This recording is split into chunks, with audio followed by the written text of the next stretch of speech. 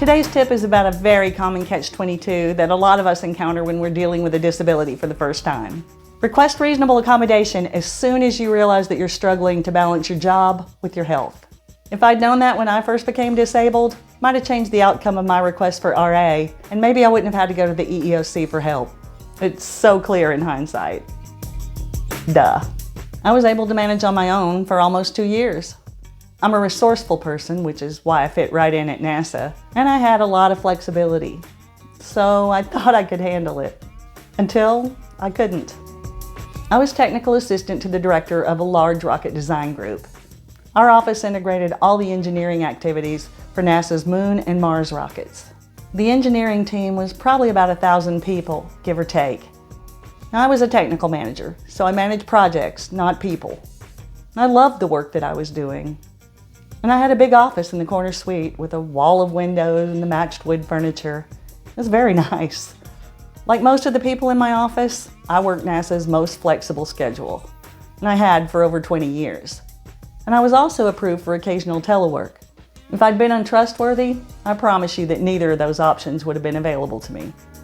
I had a reputation for getting my work done well and on time, and that never changed. What did change is that I had to deal with some ugly health problems. Now, I'll try to be delicate here and just share that because of my worst symptoms, I had to isolate pretty often to tend to my hygiene. I expected that NASA, being a science agency, would be as concerned as I was with making sure that my hygiene problems didn't present a risk to any of my coworkers. But I was wrong about that. Not only did my boss show open contempt for my medical needs, she also showed a callous disregard for the health of my coworkers. So why would a NASA executive do something so illegal? I think EEOC found the answer. It was because by the time that I realized I was having problems and went to request reasonable accommodation, my boss had already noticed that I was using my flexible schedule more often than I used to. And rather than talking to me about it, she decided on her own that I was a conduct problem. And she was so enraged by what she thought I was doing that she refused to consider any of the evidence I provided from my doctor. 9 months after I filed my claim, the EEOC investigator on my case asked her what my limitations were. She still didn't know. She never bothered to find out what my medical limitations were.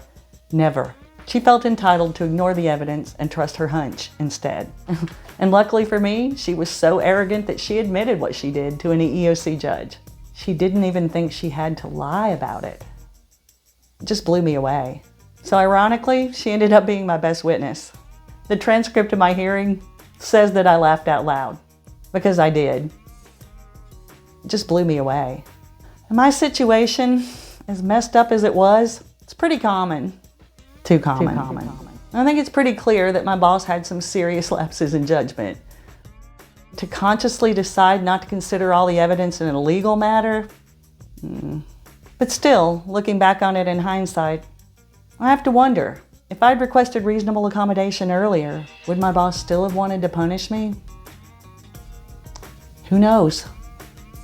But I can tell you this, working things out with your employer is always the best option if you have it. Fight smart,